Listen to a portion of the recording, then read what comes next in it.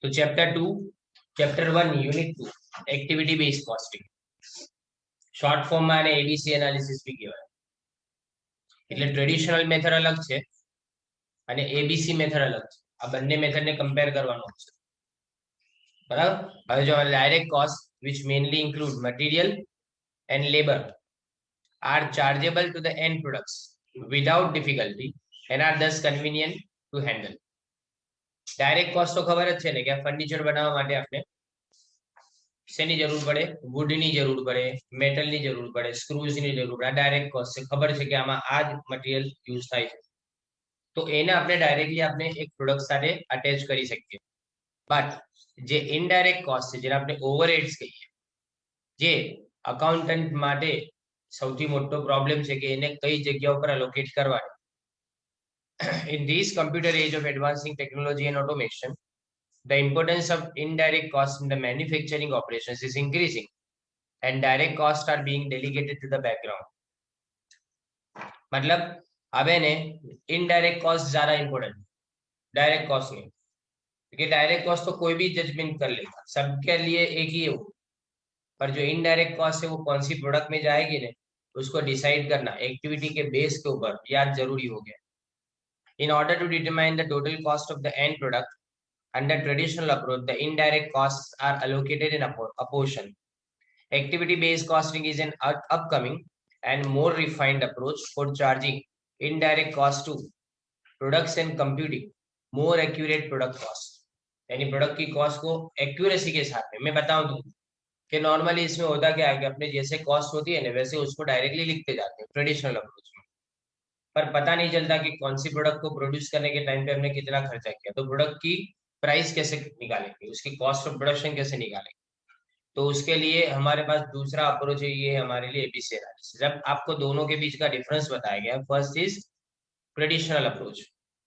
Traditional approach में क्या करें, अपने indirect cost are distributed to end products on the assumption that कि product consume resources in the proportion to the production volume. यानी अगर जब तुमने 4 चीजें बनाई, एक के 400 यूनिट, एक के 300 यूनिट, एक के 200 और एक के 100 यूनिट, तो 4:3:2:1 के अंदर अपने डिस्ट्रीब्यूट कर देंगे. ये ट्रेडिशनल अप्रोच है. जितने यूनिट बनाए ने उतने यूनिट के मुताबिक उसको क्या कर देना, इनडायरेक्ट कॉस्ट को डिस्ट्रीब्यूट कर देना. ये ट्रेडिशनल अप्रोच जिसको हमने किस में किया था, ओवरहेड में. यानी पिछले सेमेस्टर के अंदर सेकंड यूनिट में ओवरहेड में जैसे हम अपोर्शन करते थे वो क्या है तुम्हारे लिए, वो तुम्हारा ट्रेडिशनल अप्रोच था. द मेन स्टेप्स इस अप्रोच में पहले क्या किया जाता था, first allocation and apportionment of overheads to various production departments and service department. पहले प्रोडक्शन सर्विस डिपार्टमेंट दोनों में लिख देते थे अपने. फिर अपने क्या करते थे, जो सर्विस डिपार्टमेंट के ओवरहेड्स थे ना उसको अपने रीडिस्ट्रीब्यूट कर देते किसके अंदर, प्रोडक्शन डिपार्टमेंट के अंदर. थर्ड, उसके बाद में अपने एंड प्रोडक्ट के अंदर टोटल कर लेते थे कि इस हर प्रोडक्ट की कॉस्ट कितनी आती है, वो अपने बाद में उसको क्या कर लेते थे, टोटल कर लेते. In this traditional approach, overheads are absorbed on the basis of machine hours, labor hours या फिर डायरेक्ट वेजेस. आता था ना कि परसेंटेज ऑफ डायरेक्ट वेजेस है, बराबर ना, फैक्ट्री ओवरहेड. ये जो परसेंटेज होता था वो कैसे ट्रेडिशनल अप्रोच में होता है.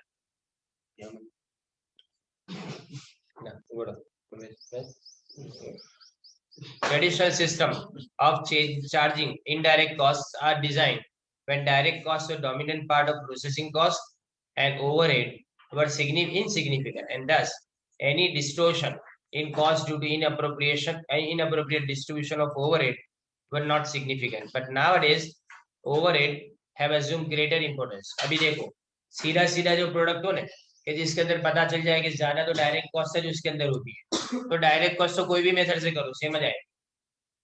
और हमने ऐसा सोचा कि जो ओवरहेड या तो इनडायरेक्ट कॉस्ट है ना वो इतनी ज्यादा इंपॉर्टेंस नहीं रखती. अगर हमने ऐसा सोच लिया है या तो हमने ऐसा देखा है अपनी प्रोडक्ट के अंदर, तब हम क्या करते हैं, हम ये ट्रेडिशनल अप्रोच को चलाते रहते हैं उसके अंदर. लेकिन आजकल अपने सबसे इंपॉर्टेंट कौन सी कॉस्ट है, ओवरहेड्स, यानी जो इनडायरेक्ट कॉस्ट है वो सबसे ज्यादा इंपॉर्टेंट है. इसीलिए हमको और एक ज्यादा सोफिस्टिकेटेड मेथड की जरूरत पड़ी जो हमको किसने प्रोवाइड किया, एबीसी. अब देखो यहाँ पे problem of under costing and over costing. Under costing यानी कम खर्चा और ओवर यानी ज्यादा.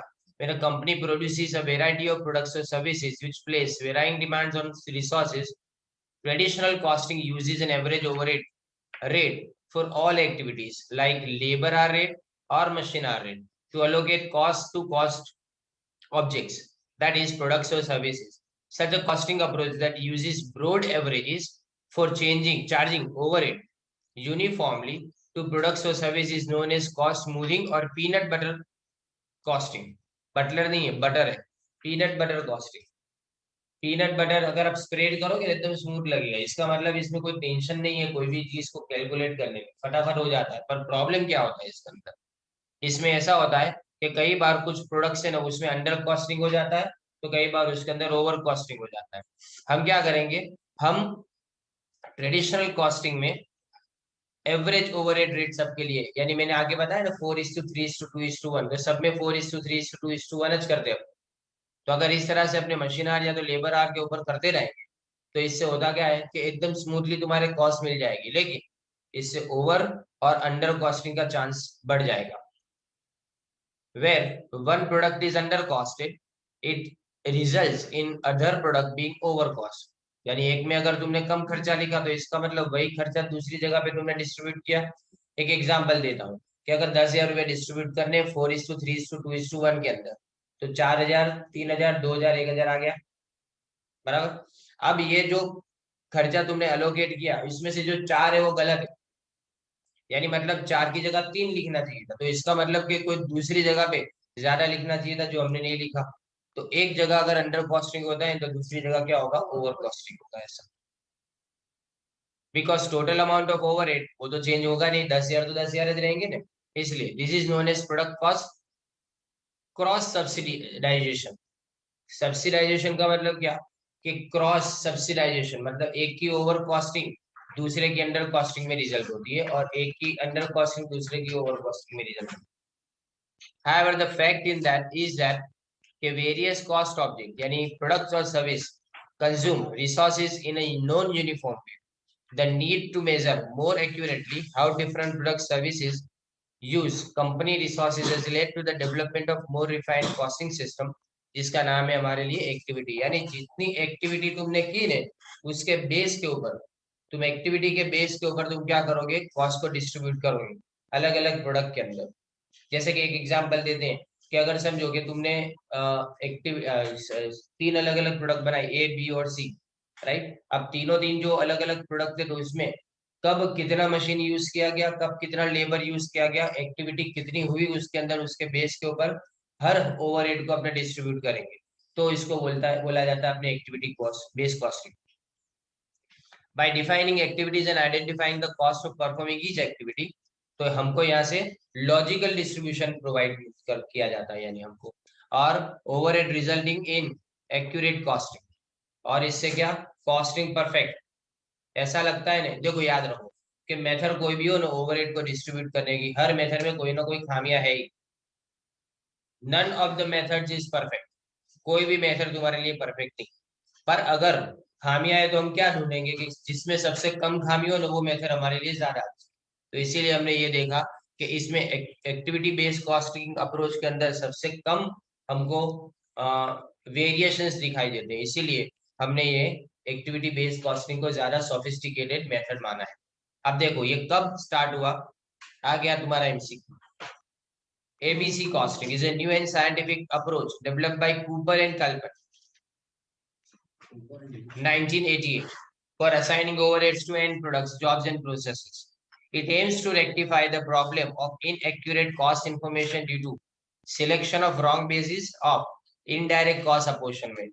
In the words of Cooper and Kaplan, यानी जो इंफॉर्मेशन तुम्हारे पास बराबर नहीं तो भी उस कम इंफॉर्मेशन के होने के बावजूद भी तुम अलग अलग कॉस्ट को कैसे अलग प्रोडक्ट के अंदर अपोर्शनमेंट करोगे, उसके लिए. और किसके बारे में, सिर्फ इनडायरेक्ट कॉस्ट के बारे में. याद रखो डायरेक्ट कॉस्ट को अपोर्शन करने की कोई मेथड नहीं होती, क्योंकि वो डायरेक्टली उस प्रोडक्ट के साथ में अटैच्ड होते हैं. तकलीफ किसके अंदर पड़ती है, इनडायरेक्ट कॉस्ट की पड़ती है. तो Cooper and Kaplan ABC system calculate the cost of individual activities, मतलब हर एक्टिविटी का खर्चा कितना वो पहले कैलकुलेट किया जाएगा. And assign cost to cost object. Object cost object क्या, या तो प्रोडक्ट या तो सर्विस. कॉस्ट ऑब्जेक्ट यानी जिसकी कीमत तुमको डिसाइड करनी है वो या तो वो प्रोडक्ट हो सकती है या तो वो सर्विस हो सकती है, on the basis of activities undertaken to produce each product और सर्विस। तो हमने ये देखना है कि अगर हम 10 प्रोडक्ट बनाते हैं तो हर प्रोडक्ट में कितनी एक्टिविटीज होती है। जैसे एक सिंपल सा एग्जांपल लेता हूँ, Maruti Suzuki Alto Wagon R, ये कार के पीछे ने उनका ध्यान ज्यादा है क्योंकि ये ज्यादा बिकती है। स्विफ्ट कम बिकेगी, बलेनो उससे कम बिकेगी, बराबर, और ब्रेजा उससे भी कम, क्योंकि जितनी महंगी होती जाएगी कार उतनी कम। तो हम एक्टिविटी को कैसे डिवाइड करेंगे, हम ये देखेंगे कि कितना टाइम किस एक्टिविटी के पीछे तुमने स्पेंड किया, तो उसके बेस के ऊपर अपने कॉस्ट को डिवाइड करेंगे। पर कौन सी कॉस्ट की बात कर रहे हैं अपने, सिर्फ इनडायरेक्ट कॉस्ट की। In this system, overheads are assigned to activities और grouped into cost pools. Cost pool बनाया जाता है। Cost pool का मतलब क्या, कॉस्ट को एक साथ में इकट्ठा किया जाता है, हर प्रोडक्ट की कॉस्ट को, before they are charged to cost object, that is jobs or products, according to CIMA London. Activity based costing is cost attribution to cost unit on the basis of benefits received from indirect activities. मतलब देखो कौन कौन सी activity हो सकती है, order करने की activity पहली, दूसरी सेटिंग अप, मशीन को सेटअप करने की एक्टिविटी, थर्ड अश्योरिंग क्वालिटी यानी क्वालिटी कंट्रोल, क्वालिटी इंस्पेक्शन, ये सारी एक्टिविटीज इनडायरेक्ट एक्टिविटीज है। अब क्वालिटी तो सब में चेक की जाती है, इंस्पेक्टर एक होगा या तो एक टीम होगी इंस्पेक्टर की, कि 15 लोग हैं सबकी क्वालिटी चेक करेंगे। अब कौन सी क्वालिटी कब चेक की कैसे बता चले, तो इसमें एक्टिविटी बेस्ड कॉस्टिंग समझ में आता है। Activity based costing is not an alternative to job costing और प्रोसेस कॉस्टिंग। याद रखो, जॉब कॉस्टिंग और बैच कॉस्टिंग है या फिर प्रोसेस कॉस्टिंग है, वो सब सेम है, वो सब सेम है, यानी मतलब उसके जगह पे ये नहीं यूज करना है, rather it is a modern tool of charging overhead cost in which costs are first traced to activities. पहले हम ये देखेंगे कि ये खर्चा किस एक्टिविटी में जाता है। ट्रेस का मतलब क्या, हर खर्चे की कोई एक्टिविटी उसके साथ में कनेक्टेड होगी, तो हम उस एक्टिविटी को पहले ट्रेस करेंगे, पहले ढूंढेंगे कि किस एक्टिविटी के साथ में ये खर्चा जाना चाहिए, एंड देन टू प्रोडक्ट्स और जॉब, और उसके बाद में उस एक्टिविटी के बेस के ऊपर के ये एक्टिविटी मैंने कौन सी प्रोडक्ट के लिए की, उस प्रोडक्ट के ऊपर वो खर्चा डाला जाएगा। Its main focus is on activities performed in the production of goods and services. Thus, activities become the focal points for cost computation. Costs are charged to products or services based on individual products' consumption of each activity. It recognizes that jobs, products, services, etc. do not directly consume resources but consume activities which consume resources. In brief, in activity-based costing, overheads are first assigned to activities and then absorbed by costs. Cost object on the basis of activities consumed by these cost objects. यानी क्या लिखा गया है कि activity में कितना कितना तुमने ध्यान दिया है एक पर्टिकुलर प्रोडक्ट के ऊपर उस एक्टिविटी के लिए। जैसे कि समझो कि मैंने मशीन सेटअप का, मशीन सेटअप के लिए मैंने बाहर से एक्सपर्ट को बुलाया। अब मशीन एक तो होगा नहीं, 20-25 मशीन अगर होते हैं, तो अगर एक महीना वो वहां पे अलग अलग मशीन पे काम करता है तो मैं ये चेक करूंगा कि ये एक्टिविटी हुई, मशीन सेटअप ये एक्टिविटी है, कॉस्टफुल यानी उसको जो मैंने पैसा लिया वो उसका कॉस्टफुल हुआ। अब वो पैसा मैं किस प्रोडक्ट पे डालूंगा, तो मैं ये चेक करूंगा कि उसने कौन से मशीन के ऊपर कितना टाइम स्पेंड, उसने कौन से मशीन के ऊपर कितना टाइम स्पेंड किया, उस बेस के ऊपर उस डिपार्टमेंट के साथ में वो कॉस्ट को मैं अपोर्शन करूंगा। ये हुआ तुम्हारा एक्टिविटी बेस्ड कॉस्टिंग का मेन कंसेप्ट, बराबर ने। Terms used in ABC. In order to understand ABC, one should be familiar with the meaning of the following terms.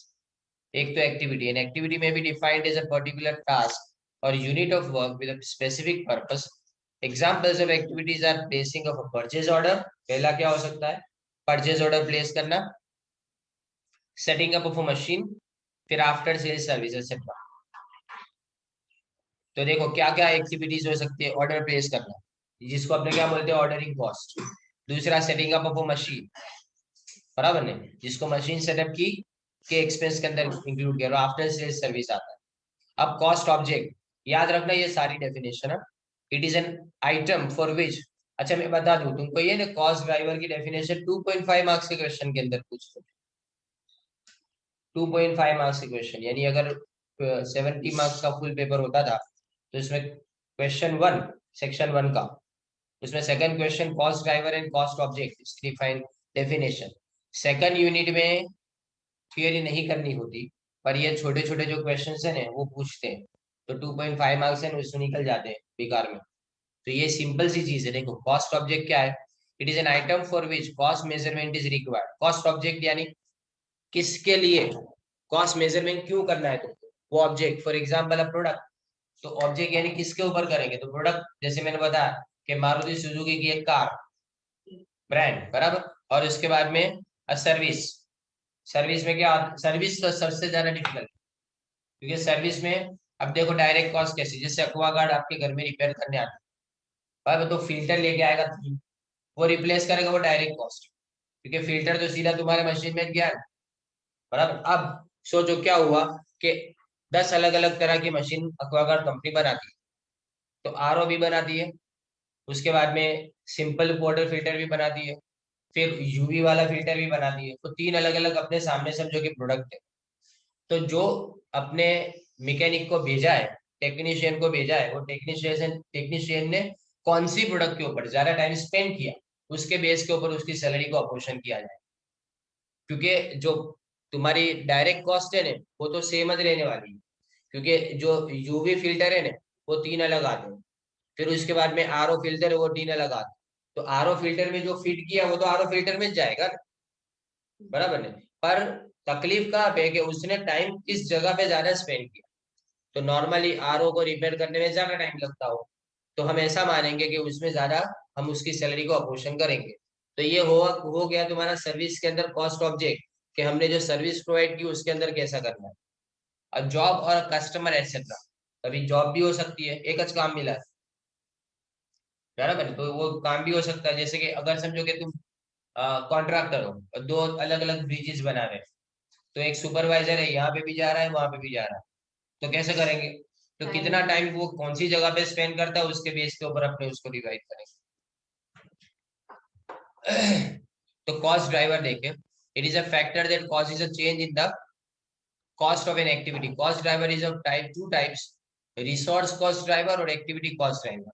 अब देखो रिसोर्स कॉस्ट ड्राइवर और एक्टिविटी कॉस्ट ड्राइवर यहाँ से समझ में आता जाएगा, बहुत सिंपल है ये। अच्छा इसके सम्स भी बहुत सिंपल है, और ये आपको है ना सर्विस कॉस्टिंग यानी ऑपरेटिंग कॉस्टिंग के ऑप्शन में, सर्विस कॉस्टिंग और ऑपरेटिंग कॉस्टिंग के ऑप्शन में ये, तो ये 2 चैप्टर है इसमें, एक एक्टिविटी बेस्ड और एक ऑपरेटिंग कॉस्टिंग। अब इन्हें डिसाइड करना बहुत मुश्किल हो जाता है, दो में से कौन सा ऑप्शन में छोड़े, क्योंकि दोनों इजी है।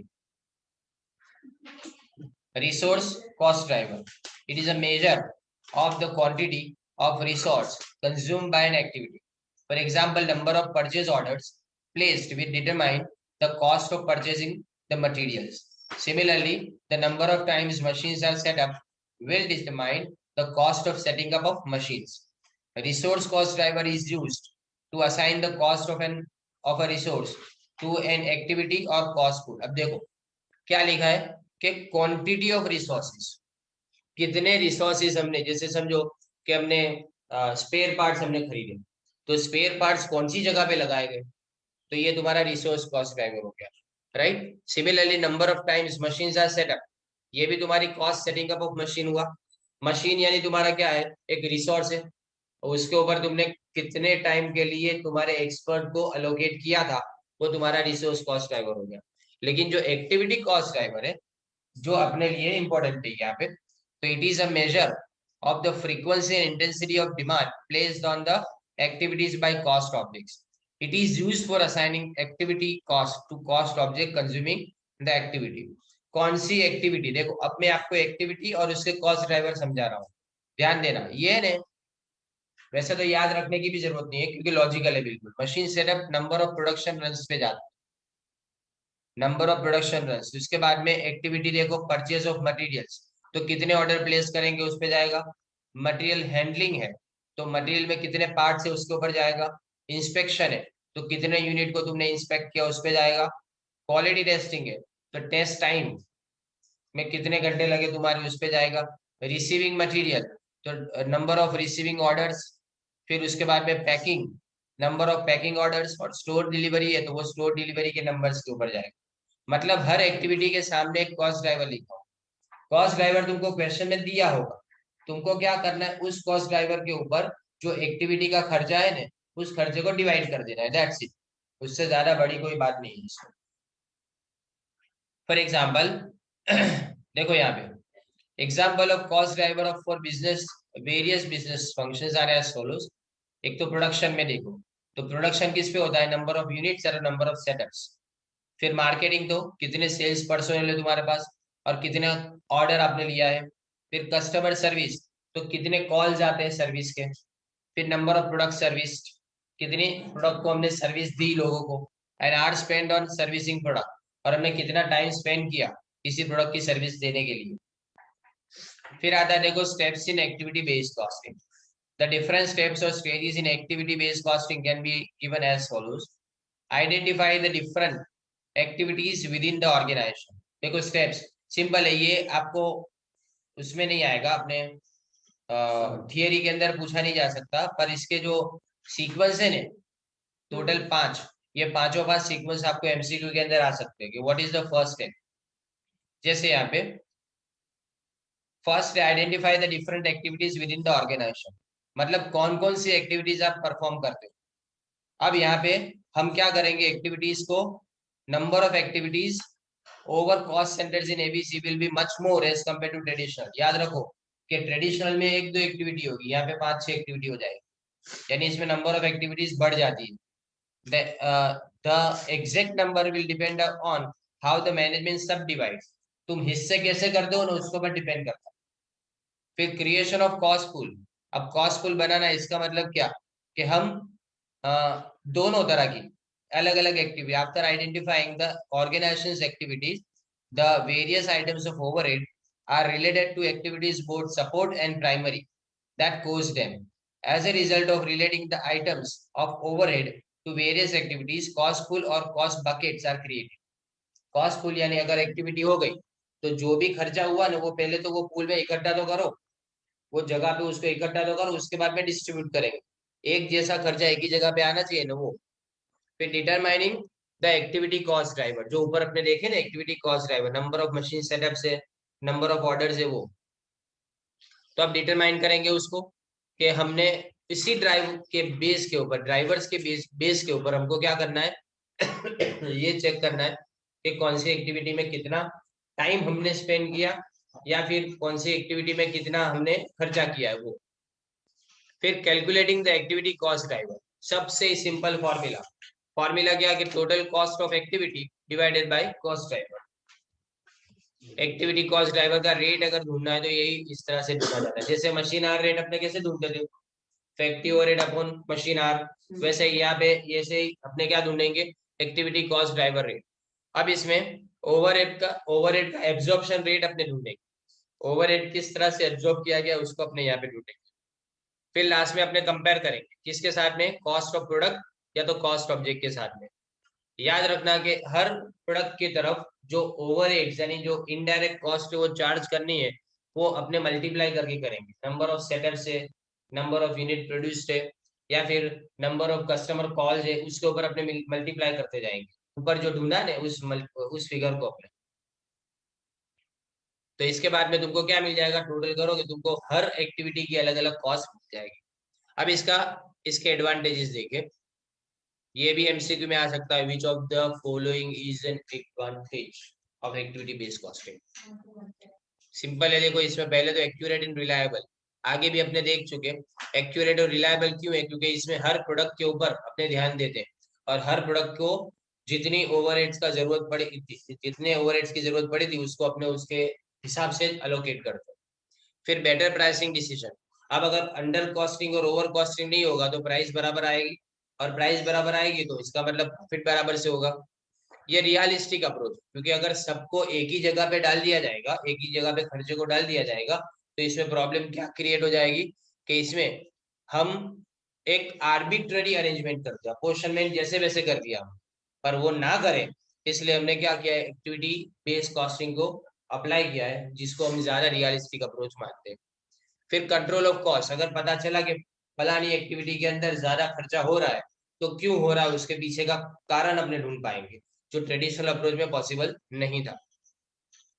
फिर greater cost efficiency, ABC helps to identify those activities which are unnecessary and may be weeded out यानी निकाल दिया जाए, and thus achieving greater cost efficiency.